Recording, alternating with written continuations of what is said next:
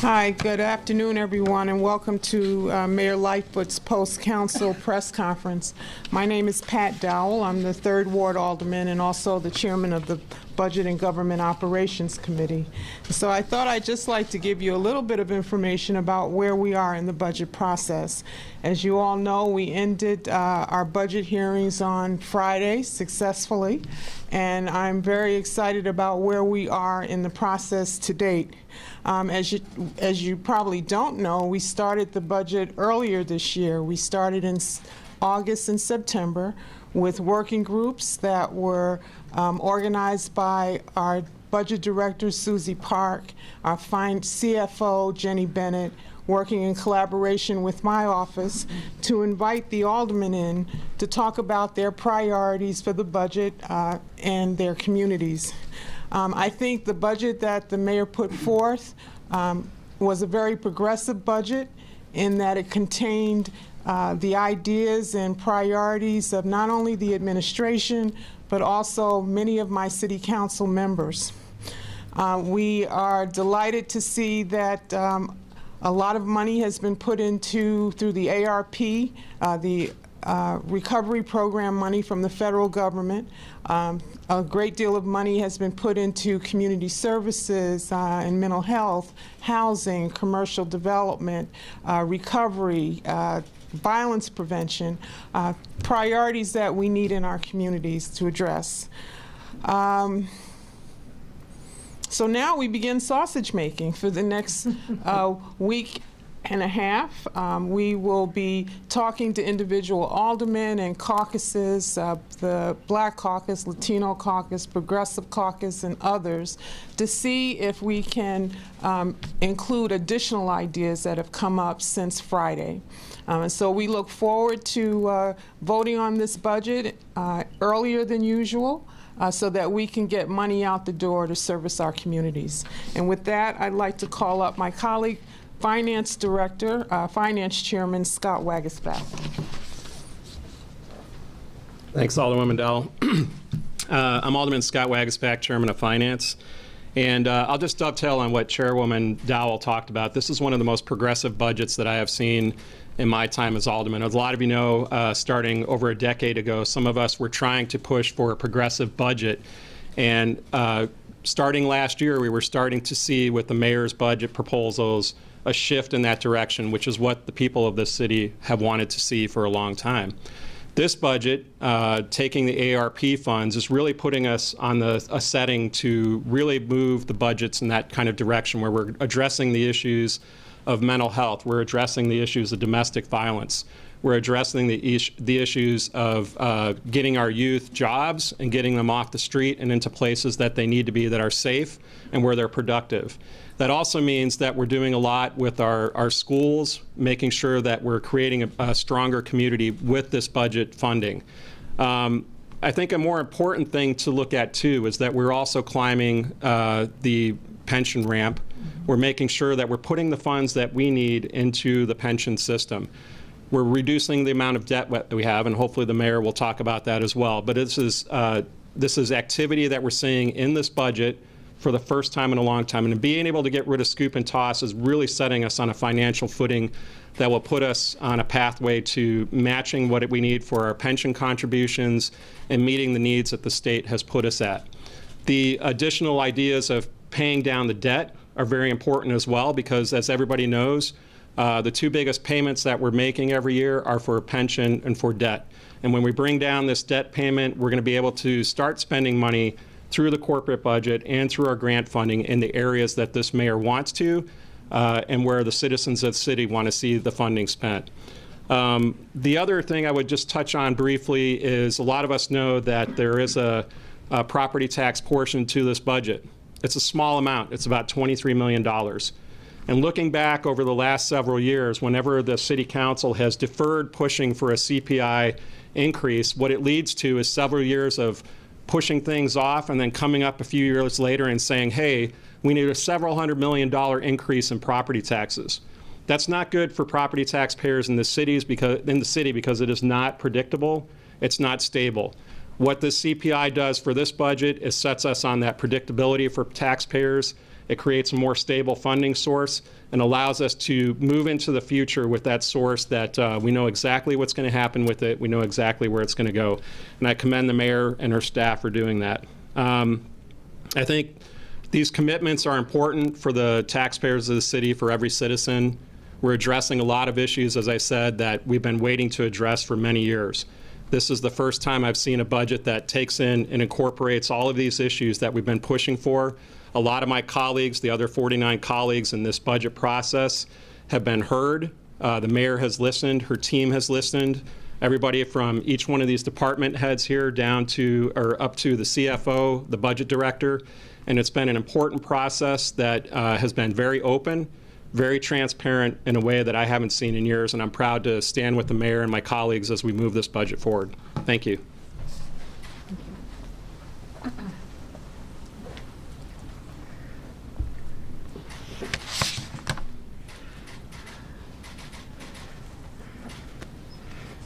Good afternoon, everyone. And thank you to my colleagues in City Council. Thank you to the various commissioners and first deputies who are here. And thank you in particular for all the hard work that you've done, both on the budget and related issues that we're here to talk about today. Before I get in today's City Council update, I want to first reiterate the need for city workers to get vaccinated. Joining me in this effort, as you can see, are leaders and representatives from nearly every one of our city departments, because it's on all of us to do our part to make sure that we continue to educate our workers, that we maximize the opportunities that the life-saving and safe and free vaccine give us. And we want to make sure that we continue to do that hard and necessary work. As many of you know, throughout this pandemic, there are many frontline workers that didn't have the luxury of working remotely. And the one thing that I heard from union members across the spectrum was that they were concerned about their workers' health and well-being. Well, the vaccine gives us the opportunity to maximize safety in the workplace. And so what we're asking our employees to do is take advantage of this opportunity. Take advantage of it for themselves, for their families, for their work colleagues, and for community members, particularly those frontline workers that are in contact with members of the public every day. As you know, tomorrow is October 15th, which is the last day for city employees to submit proof that they are fully vaccinated or report that they are going to undergo COVID-19 testing on a twice-weekly basis in our vaccine portal, an option that will expire on December 31st of this year. The information that we are requiring employees to provide is very basic, much not intrusive, HIPAA compliant, ADA compliant. It's a simple yes or no. Yes, you're vaccinated. No, you're not vaccinated. If yes, then you provide your vaccination information. If no, then you're able to go to a different portal and sign up for, to say that you will take the weekly testing option. Pretty straightforward. Thereafter, all employees will be required to be fully vaccinated after December 31st unless they have received an approved medical or religious exemption. And let me also just say, if you have an exemption pending, then that will get resolved as quickly as possible. But it's important then for you to sign up to get tested while we and DHR processes your exemption request. So across every corner of our city and on a day-to-day basis, our workers are either in communities directly interacting with our residents or helping residents and working alongside their co-workers in city office and facilities. This means that the health of our city workers directly impacts the health of everyone that they interact with. And I believe in leading by example. And we've seen countless examples of other public entities, of their private sector employers, venues across our city who recognize the importance of people being vaccinated in public spaces. And the City of Chicago workforce is no different. One of the best ways that we can ensure that we fulfill our responsibility is for people to get vaccinated. Nearly all the departments represented here today have reached a high response rate. Most of those respondents are fully vaccinated, and full city-wide vaccination data will be released next week, as we have indicated on several occasions. And every single day we're seeing the amount of compliance go up and up. While progress is and continues to be made, this is an important step in the right direction. This vaccine policy, after all, is about ensuring a safe workplace, but fundamentally, it's about saving lives. We do understand that some people still need more time to think about getting vaccinated, which is why our vaccine policy has a temporary testing option through the end of the year. However, we also understand that testing is not the best way to ensure a safe workplace. All that does is tell you in a moment of time whether you are negative or positive. The only way to do so is by ensuring all workers are fully vaccinated. So city employees, if you haven't done so already, please report your vaccination status through our vaccine data portal before 11:59 p.m. tomorrow night. So that's right before midnight on Friday the 15th. If you fail to report your status by then, you will be placed in a non-disciplinary, no-pay status. And as Dr. Arty will show you all shortly, getting into the vaccine portal to report your status is so easy. It takes a mere minutes. And for those who report their status and are fully vaccinated, also remember that you will receive a personal day that must be used by the end of June. We want to thank you for getting yourself vaccinated, for making the choice to support yourself, your family, your coworkers, and your community. We need all of our workers within all of our departments and agencies to step up and do their part to end this pandemic once and for all. And the only way that we can do that, ladies and gentlemen, we know, is by getting people vaccinated. It's my hope and expectation that each and every one of our city workers will join us in the citywide effort. Now let me pivot and talk briefly about City Council. Given that we are less than 2 weeks out from what I hope will be the passage of the 2022 Recovery and Resiliency budget, let me take this time to give you a recap of what's in it. First and foremost, this proposed budget will close our $733 million gap without any new taxes and no reduction in city services and no layoffs. This gap closure strategy both builds on and is a result of a number of accomplishments we've racked up on our journey towards structural balance that began with our first budget in 2019. For example, over the last 3 years, we've identified over $1 billion in structural solutions. We did not deplete our reserves, and we avoided massive layoffs. And in 2022, with the budget we're proposing, the city will climb its pension ramp, which means for the first time in our city's history, all 4 of our pension funds will be paid on an actuarially determined basis.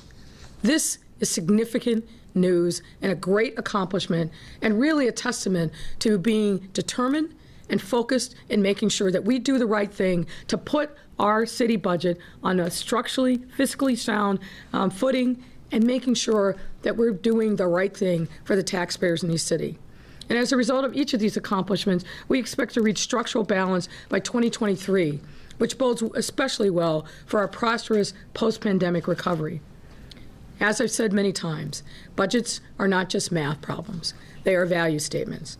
And in this time, our value statements must be bold, must be definitive, and must be transformative. That's why our ultimate goal with this Recovery and Resiliency budget is to recover and develop Chicago into a safer, stronger, more equitable, and more prosperous city. One in which people can take root in, raise a family, build a business, and make a better lives for themselves and their families.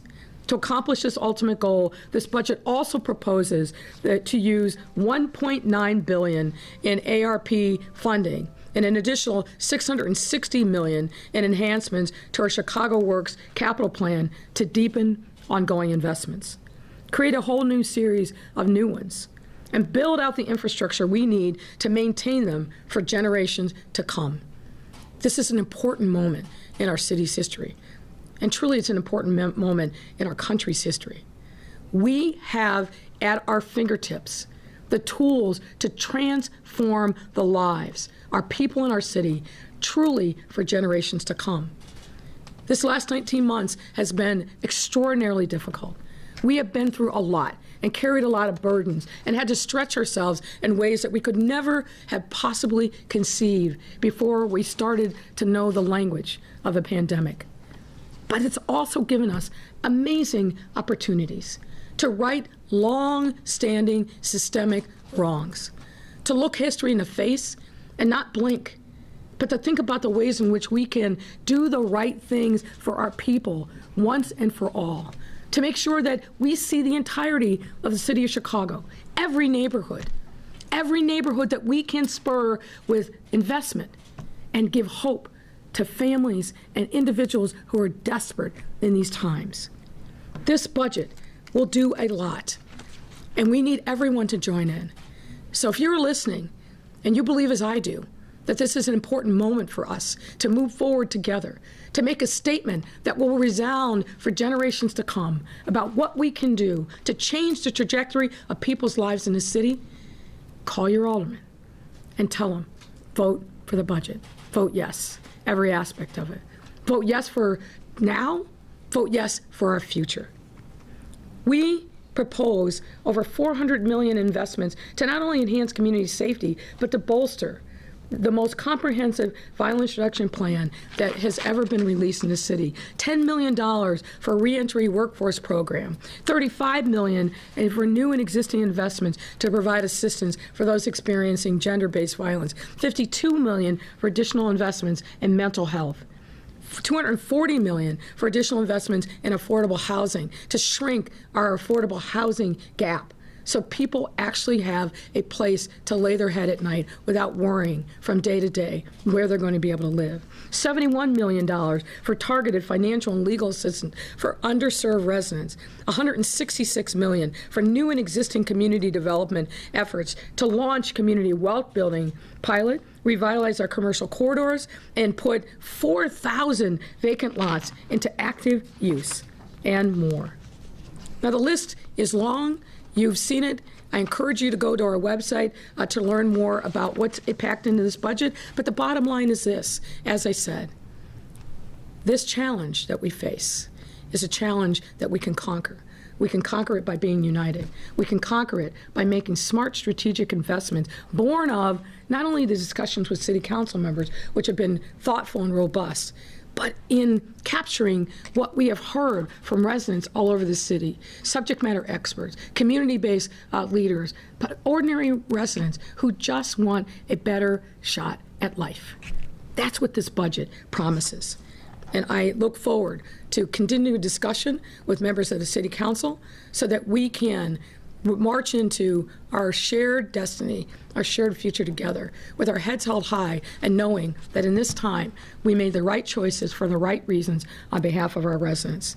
And now it's my pleasure to welcome Dr. Allison Artery to say a few words and give us an update on where we are on all things COVID. Dr. Artery. Thank you, Mayor Lightfoot. Given the large number of speakers, we won't talk about all things COVID, but specifically related to the vaccine and the requirement for city workers tomorrow. There's been a lot of talk about this. I wanted to provide just a very few facts. Number one, as of today, 6,012 Chicago residents have died from COVID-19. 5,947 of these deaths, 99% of them, are in Chicagoans who were not vaccinated. The first and most important reason we vaccinate is to save lives. It is the most important thing. As soon as we knew there was a safe, free, widely available vaccine available, I started sleeping a lot easier at night. The reason that we have made the decision to require this vaccine is because it saves individuals' lives and it protects the workplace. And as the people who serve the city of Chicago, I believe we have a responsibility to do everything we can to decrease our risk of potentially spreading COVID to the people who we serve. I want to provide one other number, 0. That is the number of deaths that the Chicago Department of Public Health has awareness of that are directly related to receiving the COVID-19 vaccine. There's a lot of noise out there, but this vaccine is safe, it is effective, and it is the tool that is going to get Chicago past COVID. COVID vaccines have not been linked to any long-term side effects. Approximately 1/2 of the world's population, 6.5 billion people, have now gotten a COVID-19 vaccine. There is no link to pregnancy problems, to fertility problems in men or in women. That's true in Chicago, in the US, and around the world. And no authorized vaccine in history has been linked to adverse events that appear years after vaccination. It is just not how vaccines work. The last fact I want to provide is related to the details of uploading your vaccination status for City of Chicago employees. I've been hearing a lot of rumors that you have to put in details of your medical history. I've been hearing people say you have to download DNA samples. I've been hearing people say you have to go and give blood. None of this is true. Here is what City of Chicago employees need to do by tomorrow. They go to the employee vaccination portal, chicago.gov/vaxportal. Here's what they see. They have to put in their full legal name, their department, whether or not they are an employee, because we are also having people who are in our offices who are not employees report their vaccination status. And then there's one simple question. Are you vaccinated? Yes or no? They then have to certify that this is true and type in their signature. If they say, yes, I am vaccinated, there's one additional page. They have to put in the vaccine manufacturer, the date of their first dose, the date of their second dose. They then have to upload a copy of that vaccination record. Again, they have to certify that it's true and type in their signature. That's it. If they answer no, I'm not vaccinated, the only thing they have to answer at this point, have you been granted a medical or religious exemption from the vaccination policy? Yes or no? I certified that it is true and accurate, and put in their signature. That's it. And that is what people need to have finished by tomorrow to be in compliance with the policy and to avoid going into non-disciplinary no pay status. So, you know, I talk about COVID all the time. I'm not going to take up any more time this morning or this afternoon, but I hope those numbers speak for themselves. Our only goal here is protecting Chicago and getting us all past this pandemic. Vaccination is the key tool to make that happen, and I appreciate the mayor's leadership in making this decision. With that, I'm happy to bring up Eric Carter, First Deputy of the Chicago Police Department. Thank you, Dr. Kawardi. Good afternoon, everyone. Good afternoon. We're here today to ensure that every officer in the Chicago Department remains safe and healthy. For the department to get through this pandemic, we must do it together. That means showing up for work and everyone getting vaccinated. I know there are concerns that police officers will not comply with the city's COVID-19 vaccine mandate and will not show up for their scheduled shifts after the mandate deadline, which is tomorrow, October 15th. But our job as professionals is to provide safety to the residents of Chicago, who we serve and protect. That is our obligation. It is our mission of the Chicago Police Department. We must fulfill our mission, and that is our duty as professional police officers. It is also our expectation that all officers will comply with the city's vaccine mandate. The vaccines are safe, effective, and free.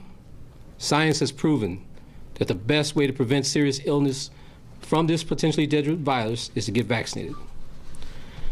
So, per the mandate, every member of this department must be fully vaccinated for COVID-19 by October 15th as a condition of employment, unless they have an approved medical or religious exemption. As City of Chicago employees, all department members must submit their vaccination status by October 15th to the city's vaccination portal. If you're not fully vaccinated by October 15th or are waiting for a response to a submitted exemption request, you must undergo COVID-19 testing twice a week with tests separated between 3 and 4 days apart. You must obtain those tests on your own time, at your own expense, and report those results to the city. The test option is only available through December 31st. Members of this department who refuse to comply with the requirements of the mandate may be subject to disciplinary action up to and including separation. With that, I'd like to call up Chief Mcdermott of Chicago Police Department. Thank you. First, good afternoon, everybody. Good afternoon. Chicago Police Department is committed to a safe and healthy workforce and is committed to keeping the streets of Chicago safe. The department is asking all members to comply with the city's new policy of uploading your vaccination status to the city's portal. Doing so is not an option, it is mandatory. I know the residents and businesses have expressed concerns that the department will not be properly staffed heading into the weekend. I can assure you that this is not true. Chicago Police Department will be fully staffed and ready to protect the citizens of the city. It is our full expectation that all Chicago Police Department members will comply with the city's new policy. Thank you.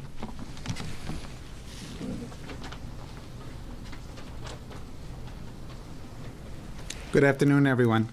Good afternoon. Very proud of what's happening in our school district. One of the things that we have seen clearly, cases continue to decline. Our schools are safe. Our parents are seeing that. In fact, we're getting less questions about safety. We're getting more questions now about academics and how our children are doing. The one thing I would plead, one of the things we know, and I'm very excited that hopefully soon in the next few weeks, 5 to 11-year-olds could be approved. Our children right now do not have access to vaccines for under age 12. So it's not only about getting vaccinated for our adults and our children over age 12, but it's about keeping our youngest children safe. And that's what I would ask, because anytime we've seen any cases, they tend to be, they come out of the community or out of the homes. And so please, I would ask, our staff, they're doing what's right. Any staff that's not vaccinated by the end of this Friday, which will be very few, will be required to get tested once a week. We have testing at every single school. But I'll tell you, we're seeing most of our staff either are vaccinated or will already have their first shot. And we do have some exemptions for medical and for religion. But again, what I would ask, in order to keep our children safe, especially under age 12 who do not have access to vaccines, please get vaccinated. It's not just your life, it's also the life of our children. Thank you. Good afternoon. I'm Commissioner Biaggi with the Department of Transportation. So our department has made an all-out push over the last several weeks to ensure that we have department-wide compliance with the policy, and we're seeing positive results. We expect our response rate to keep increasing over the next 24 hours, and the balance of our employees will comply with the policy and upload their information to the portal.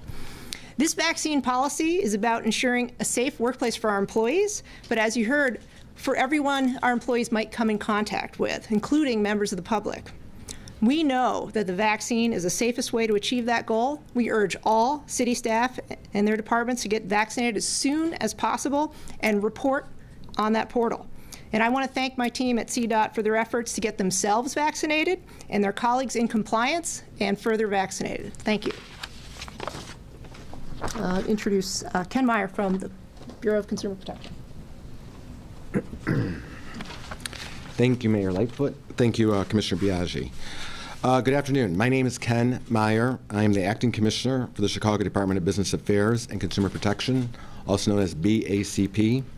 BACP's core mission is to protect consumers and workers and to support businesses, especially in light of the COVID-19 pandemic, to make Chicago vibrant and safe for all. When I say protect workers, it goes beyond all the workers throughout Chicago. It also means our own workers, my department, and all the City of Chicago workers. To that end, the City of Chicago COVID-19 vaccination policy was put into place because getting vaccinated keeps our employees safe, as well as the many residents who visit our facilities every day for service. Our employees need to feel safe just as much as the public needs to have relief in knowing that our employees are committed to protecting Chicago. That is why I am proud to say that over 70% of the BACP employees have reported their vaccination status, and most are fully vaccinated, a core requirement of the City of Chicago's COVID-19 vaccination policy. The vaccine policy is about ensuring a safe workplace, and we know that vaccine is the most effective in doing so. It is crucial to the health and safety of every resident to slow and stop the spread of COVID-19 across our city, and especially within our city departments and agencies. This policy is about ensuring a safe workplace, and we know that the vaccine is the most effective way to do so. That is why I encourage all department heads to make sure their staff is fully vaccinated and report their vaccination status on the portal by the close of business tomorrow. On Monday, the City of Chicago plans to release fully vaccinated data, including how many residents are fully vaccinated in each department. And I'm hopeful that Chicago's business owners follow our lead. I want business owners, patrons, and staff to dine and shop safely and responsibly. Under the Protect Chicago 77 campaign, business owners can obtain a Chicago Business Vax Self-Certification to show their commitment to protecting Chicago by requiring their staff and patrons to be fully vaccinated. The self-certification questionnaire is available at chi.gov/77pledge. You can also learn more by viewing BACP's webinar about the Chicago Business Vax Self-Certification process at youtube.com/ChicagoBACP. Finally, I want to take a moment to thank the many businesses that have shown their dedication to their employees and patrons throughout this pandemic. I encourage Chicagoans to support these businesses. Thank you, and now I want to introduce our new Commissioner of Streets and Sanitation, my friend, colleague, Cole Stollard. Thank you, Mayor. I'm Cole Stollard, Commissioner of the Department of Streets and Sanitation. We at Streets and Sanitation understand that it's very important for everyone to be vaccinated to ensure the health and safety of our workers out in the field and in the office. I want to thank Streets and San staff who have done an incredible job ensuring that all employees have the important information on vaccine requirements, including a testing option for employees until December 31st. We will continue to promote the benefits of being vaccinated to our employees so we can protect the residents of this great city and beyond. Thank you, and at this time I'm going to bring up the Commissioner of Chicago Public Library, Chris Brown.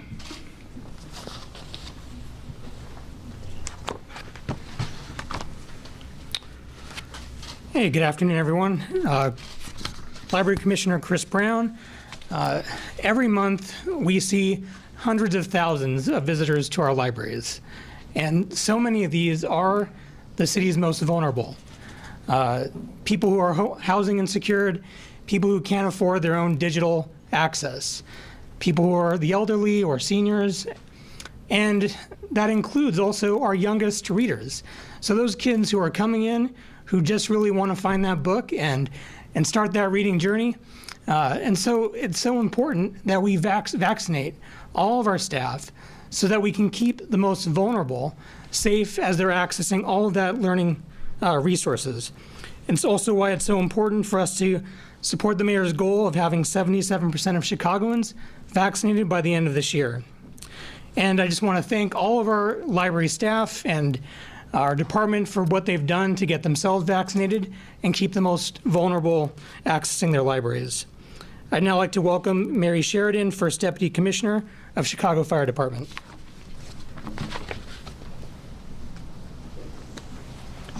Good afternoon. I'm here speaking on behalf of Commissioner Annette Nance-Holt and our entire command staff. The citizens of Chicago deserve a safe and healthy workforce. Vaccines are safe, effective, and have been scientifically proven to be the best defense against COVID-19. Today, we've issued orders to our command staff to ensure that all fire department members comply with the City of Chicago's website, uploading their vaccination status on the portal. There may be some concern about our first responders showing up. I can assure you that our fire engines and our paramedics will answer any calls for service. It's my expectation that all fire department members will comply.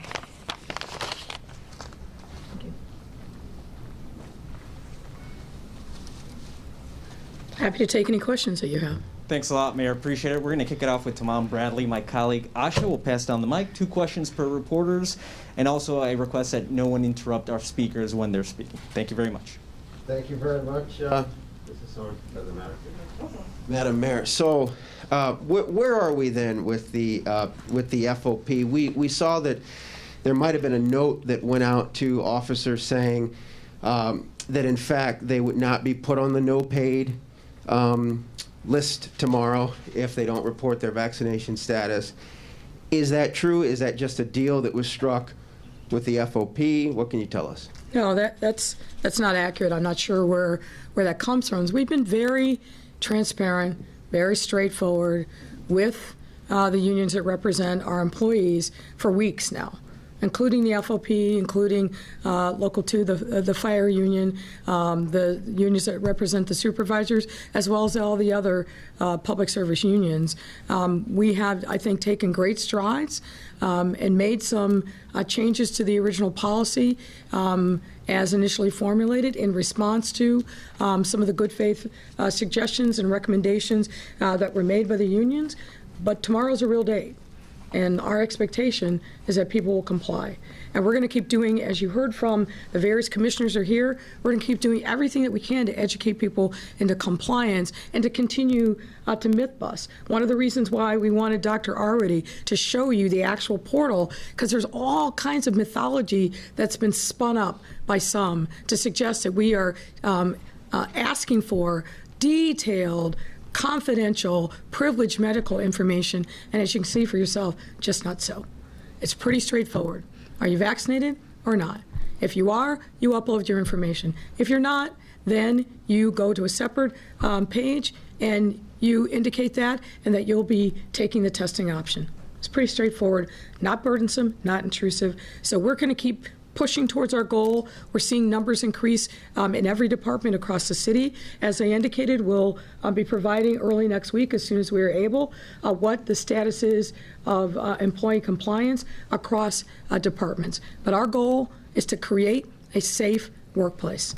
And the best way that we can do that, the biggest tool that we have, is by getting people fully vaccinated. John Cantanzara is suggesting that 50% of members might not show up for work this weekend. Would that be, in your mind, a strike? Well, I think you heard from Chief Mcdermott, who has a pretty good pulse for these things. We don't expect that to be an issue this weekend. We can fully expect that members will show up, and unless they're told to go home, they need to report for duty. Now, if they don't show up, that's a whole different issue. But my expectation is that people who swore an oath to serve and protect the city are going to honor that oath. And they're going to show up, they're going to report for duty, and they're going to comply with a legal directive from the city and an order from the police department. Anything less would be insubordination. We don't want to see that. There's no reason to see it. As you can see, it's very straightforward. And I hope that members of the department are not led over the cliff without a parachute by anybody who tells them they can just ignore legal, proper direction. Thank you, Mayor. Erin Hegarty, Daily Line. Hello. Hi there. Do you think what happened today with the disagreement over what happened with the proposals that were initially sent to Rules Committee demonstrates the need for City Council to have its own parliamentarian? And is Alderman Beal's proposal something you could get on board with? You're talking a lot of insider baseball, so let me kind of decipher it for folks that are probably wondering, what in the world is this woman talking about? Look, here's the bottom line. We need City Council to function, and to function in an orderly fashion. And what we see played out over and over again is when Alderman Beal doesn't get his way, he complains that there's a problem, that the rules are rigged. The rules were voted on by the City Council, and if memory serves me correctly, he voted on the very rules that govern City Council procedures. So I've always thought that members of the city council should have their own lawyer, because the corporation council is the corporation for the council for the city, not the city council. I made that very clear coming in the door. Whether they do that or not, that's up to them. But fundamentally, the rules are the rules, and nobody gets to just break the rules when it doesn't suit them, as unfortunately I think Alderman Beal seems to think. And then to respond in the way that he did, which is to basically retaliate against his colleagues. There's no place for that. There's no place for that. And luckily, Alderman Riley stood up and made a motion that made sure that the matters that were introduced by members of the city council in good faith could proceed forward. So, as the saying goes, you catch more flies with honey than with salt. It's a lesson that all of us need to learn, and I think one that would serve Alderman Bill well. Okay, and this is from my colleague Alex Nitkin. On the search for a permanent head of COPA, it's been more than 5 months since Cindy Roberts resigned. And Joe Ferguson said during his budget hearing last week that nobody really knows how the search for a permanent replacement is being done. Can you give an update on that? Yeah, and unfortunately that's just not true. We were very transparent about it. We used exactly the same process that was used previously in choosing the heads of COPA. A search committee drawn from the Citizens Advisory Committee that COPA itself has set up, along with others, put out a national search, sought applications, and now have made recommendations to me. And we will interview the finalists and then pick someone to lead the organization forward. Meanwhile, we have a very able acting chief administrator of COPA. So the notion that it's this mystery is not so. All right, Craig Wall, ABC 7. Couldn't tell from the mask. Mayor, so if... But I could tell from the socks. Thank you. If officers show up, if firefighters and paramedics show up, is someone actually checking to see whether they've uploaded their status? Because it seems to be they're saying they're going to show up expecting to be sent home as opposed to not showing up. Well, obviously the Department of Human Resources has been operating a portal that was open now, I think, almost 2 weeks, where city employees could upload their information. That information is being sent out on a regular basis to city commissioners. So yes, we have a sense on a daily basis, on an hourly basis, of who signed up, who has not, and commissioners have been reaching out to those folks to remind them of what their obligation is. So, and I'll just repeat what I said before. No employee should abandon their post. If there's a reason for them not to be there, they will be told directly by a supervisor, but not showing up creates a whole other set of issues for them. Alderman Beal suggesting if there is not enough officers on the street, if for some reason what you're asking for and hoping for doesn't happen, that maybe the governor should declare a state of emergency, suggesting the National Guard should be called out. Are you prepared to take any kind of action like that if there is a major shortfall of manpower? Well, I don't like to deal in hypothetical scenarios that have not presented themselves. Obviously, we believe in planning and being ready, but our primary focus from now until not only with our own city workforce, but with residents writ large that are eligible for the vaccine, is to continue the important work of educating them about why the vaccine is safe, why it makes sense for them to take, why it makes sense for their families, their coworkers, and members of the public that they get vaccinated. We have an opportunity to save lives. And what I would say is it is an incredibly discouraging thing to think about the number of lives that have been lost. Now, many of those lives that are lost that Dr. already reported were lost before there was a life-saving vaccine. But now that there's a life-saving vaccine, we've got to do everything that we can to educate people about why taking the vaccine is so important. It's not a nicety, it's a reality. When you look at the exponential increase and risk to yourselves as an unvaccinated person, not just to get sick, but to die of the vaccine. And if you've got an underlying comorbidity, if you are a person of color, that risk goes up exponentially. And here's what we know. We know that 97% of the people who are in the hospital and dying of COVID are unvaccinated. That makes no sense. We have the vaccine at our fingertips. It is real, it is widely available, it is free, and it is life-saving. So I encourage everyone, if you're still on the fence, as we know some people are, Let us educate you about the safety of the vaccine. Let us talk to you about what your fears and concerns are. But come into the body of people who have understood that getting this vaccine is necessary to save your life, the life of your family members, and the life of everyone that you come into encounter with. Everybody wants to put the pandemic in the rearview mirror. We can't get there if we still have a substantial part of our population that's unvaccinated. We've got to do more, all of us, which is why we launched the Protect Chicago 77.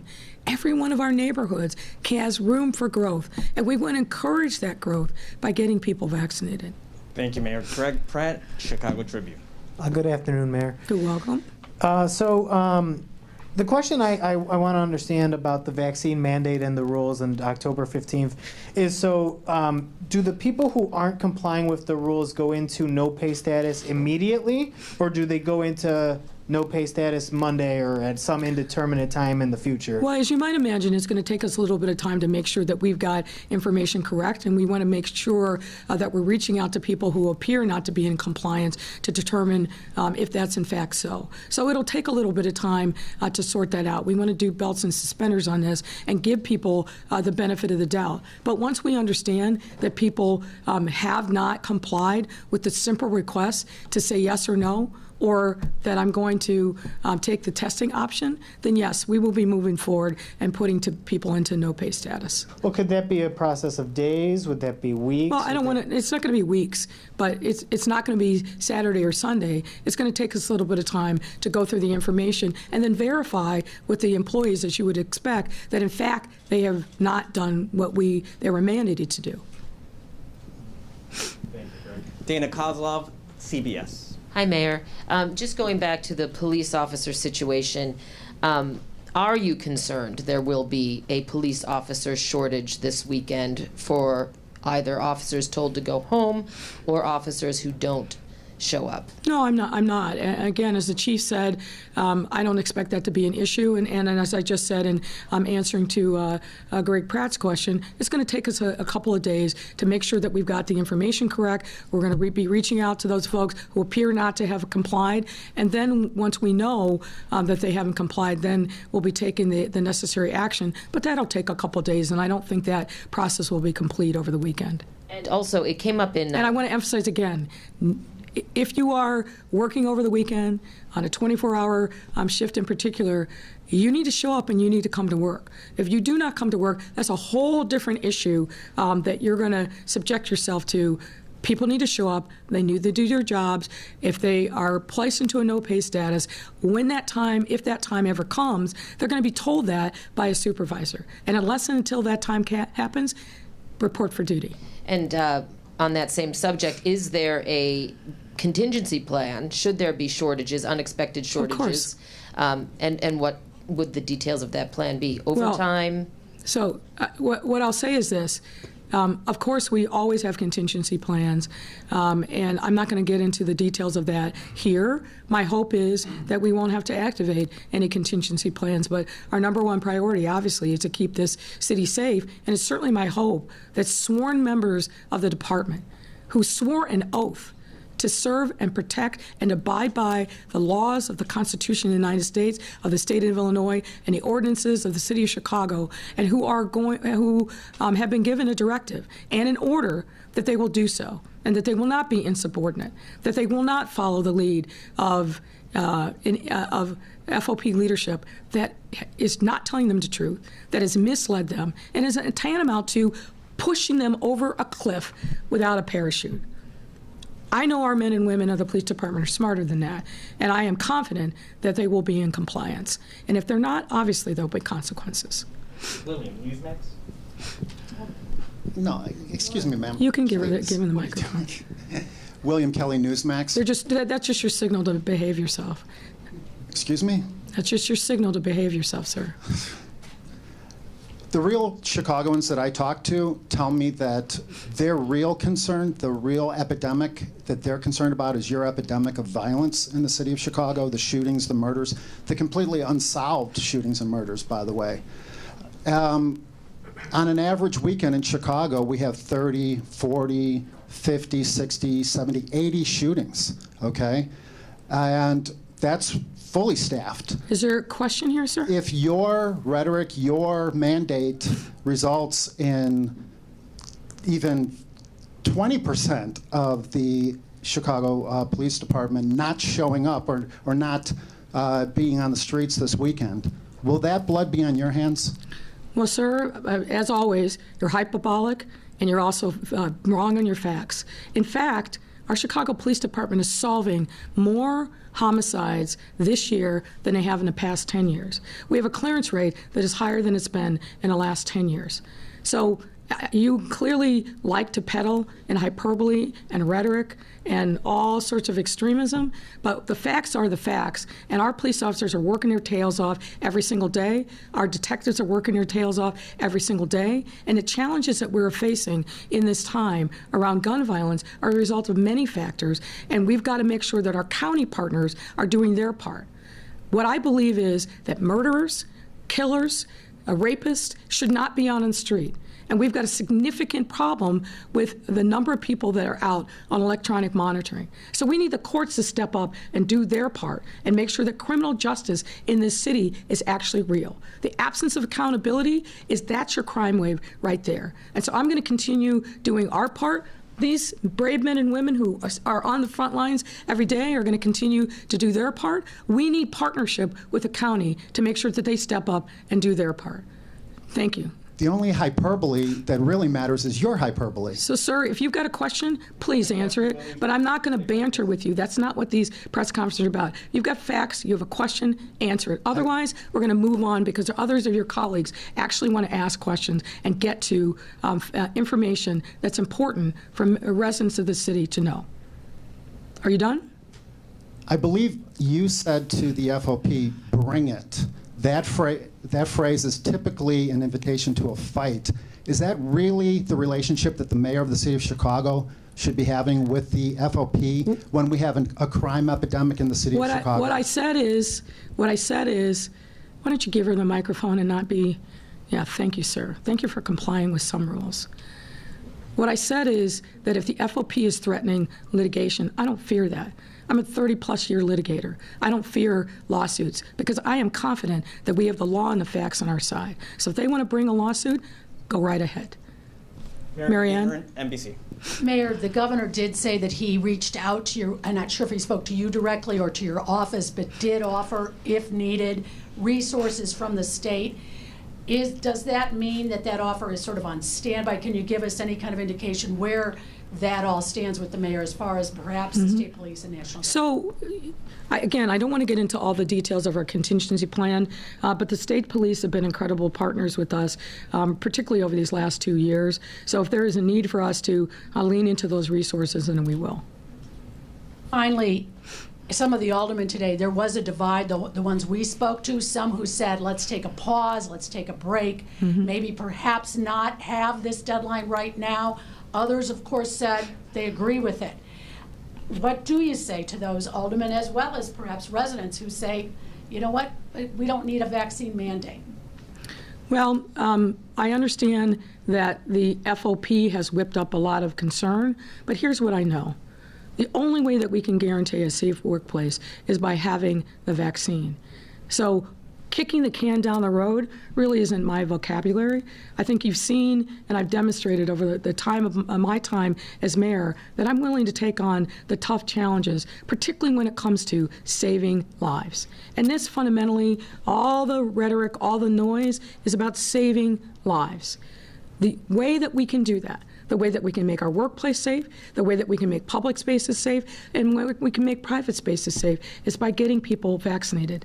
It makes no sense to me that in this time, when we have a life-saving vaccine at our fingertips that we know is safe, that we know is widely available, that is free, that people are not taking advantage of that. And it's devastating to me that we know right now there are people in emergency rooms, there are people in ICU beds clinging to life who are unvaccinated, and that more are going to die. It doesn't make sense. What we need to do is educate our residents about the efficacy, the safety of the vaccine, make sure that it is widely available, talk to them about their fears and concerns, but get them to the point where they are taking the vaccine for themselves, for their family, and for the rest of our city. This is a pandemic where we are truly all in this together. The weakest links make a difference in all of our lives. And the weakest link are people who are not unvaccinated, or who are unvaccinated. And we've got to reach out to those folks. They're our neighbors, they're our friends, they're our family members. We got to keep talking, and we've got to persuade them that this is the only way path forward for them, for their families, and for our city. Heather Schroen on your far left, Mayor. Hi, Heather. Hi, Mayor. I don't see Superintendent David Brown or Fire Commissioner Annette Nance Holt behind you. Why aren't they here, and why aren't we hearing directly from the leaders of the department about how important it is for the members of their department to get vaccinated and to show up for work? Well, let me push back a little bit. Both Superintendent Brown and Commissioner Holt have talked at length publicly, but also internally to the members of their respective departments about the vaccine. They are not here because they're attending to other city business, but the leaders come in all kinds of shapes and sizes, and you're seeing them here. First Deputy Chief Carter, Chief Dinahan, Chief Mcdermott, we're all unified, all saying the same thing: get the vaccine, sign up to the portal. That message is very clear, and it's been said loud and clearly by the superintendent and by Commissioner Holt. Shifting topics, Inspector General Joe Ferguson's last day is Friday. There has not been an interim named for his replacement, and can you commit to releasing his report on the Anjanette Young raid aftermath? So there has been an interim named. That information has been shared internally with the IG. I'm expecting them to release it publicly. It'll be somebody within their ranks who has been a longtime employee and will serve. And regarding Anjanette Young, I have not seen that report, and I know I'm going to have a lot of questions about the scope of it. So once we have all of that resolved, we'll talk about down the road about what he has said.